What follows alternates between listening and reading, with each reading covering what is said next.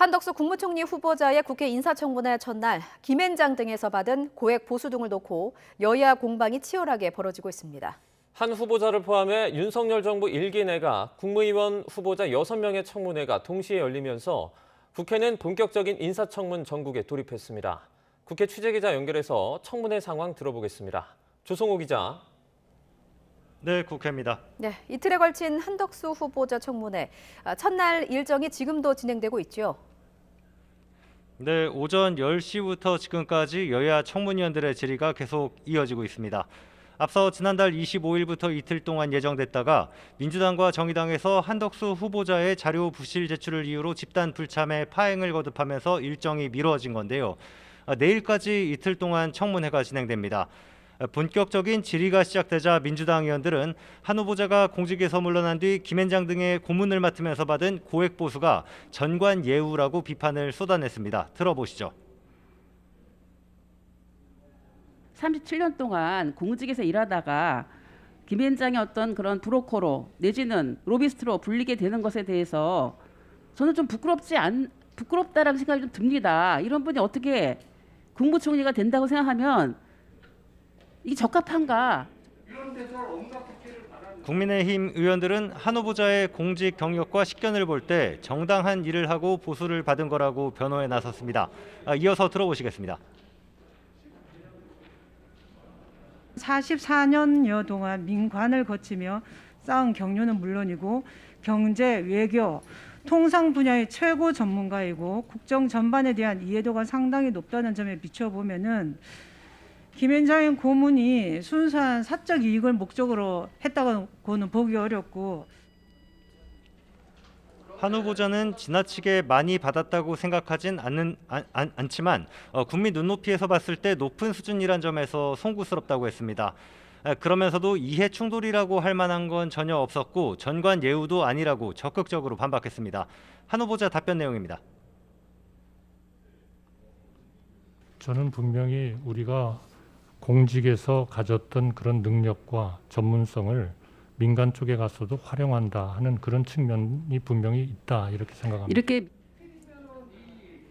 외환은행 매각 문제로 벌어진 정부와 론스타의 소송전에서 외국 자본에 대해 지나치게 국수주의적인 것은 문제라며 한 후보자가 정부에 불리한 진술을 했다는 민주당 지적에는 자신은 론스타와 전혀 관련이 없는 시각에서 FTA도 해야 하는데 저항이 너무 많다고 걱정한 것인데 론스타 측이 자신의 발언을 왜곡한 거라고 강하게 반박했습니다.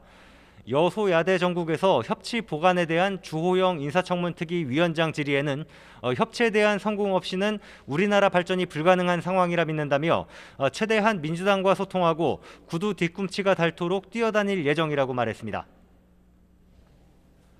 오늘 한덕수 후보자 말고 장관 후보자 5명의 청문회도 동시에 열리고 있죠. 어떻게 진행되고 있습니까? 네, 추경호 경제부총리 겸 기획재정부 장관 후보자와 박진 외교부 장관 후보자, 원희룡 국토교통부 장관 후보자 등 모두 5명의 청문회가 같은 시간에 함께 진행되고 있습니다. 추경호 후보자 청문회에선 추 후보자가 재정경제부 은행제도과장이던 지난 2003년 외환은행이 론스타에 매각되는 과정에 대한 책임 여부가 도마 위에 올랐습니다. 민주당 우원식 의원과 추 후보자의 공방 내용 들어보시죠.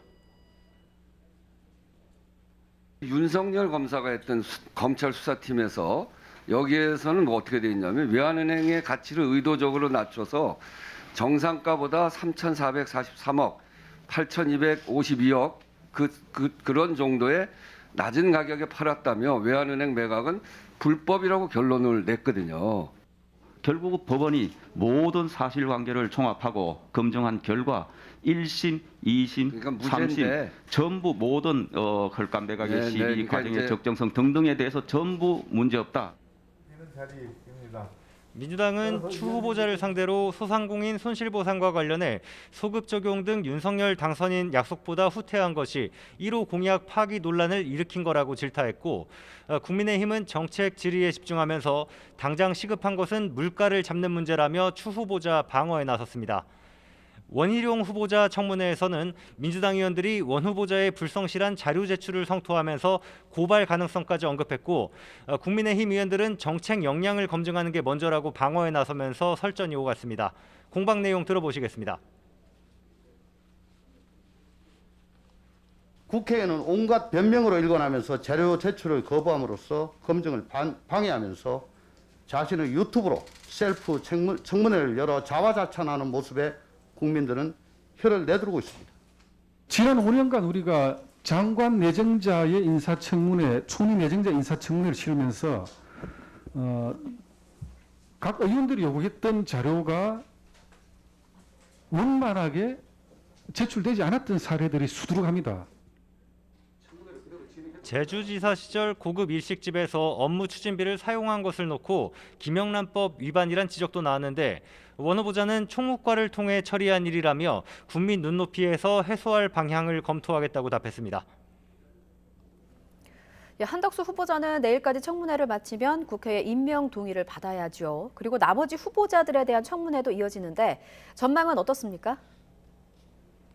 네, 민주당은 일단 한덕수 후보자 청문회 일정을 받아들였지만 임명을 쉽게 동의해주진 않을 거로 보입니다. 민주당은 다수의 후보자를 부적격자로 거론하면서 송곳 검증을 예고하고 있습니다. 윤호중 비상대책위원장 발언 들어보시죠. 19명의 후보자들을 보니 인사청문 명단이라기보다는 검찰의 수사 대상자 명단이라고 하는 것이 더 적합할 것입니다. 민주당은 이번 인사청문회를 통해 고위공직에 대한 국민 기준을 정립하겠습니다. 반면에 국민의힘은 민주당을 향해 자료와 근거를 갖고 비판하되 새 정부 발목 잡기식 검증이나 비판을 위한 비판을 해선 안 된다며 견제하고 있습니다. 국민 눈높이에서 합리적인 비판을 해주시기를 바라고 문제가 없음에도 불구하고 전국 상황을 이용해서 인사청문 경과 보고서를 채택하지 아니하는 그런 우를 범하지 않기를 바랄 뿐입니다. 한덕수 후보자 임명을 위해서는 172석 다수 의석을 가진 민주당의 협조가 절실한데요. 민주당이 임명 동의안 처리를 낙마 대상자로 거론하고 있는 정호영 보건복지부 장관 후보자와 김인철 행정안전부 장관 후보자, 한동훈 법무부 장관 후보자 등의 청문회와 연계해서 대응한다면 여야 충돌은 불가피해 보입니다. 지금까지 국회에서 YTN 조성호입니다.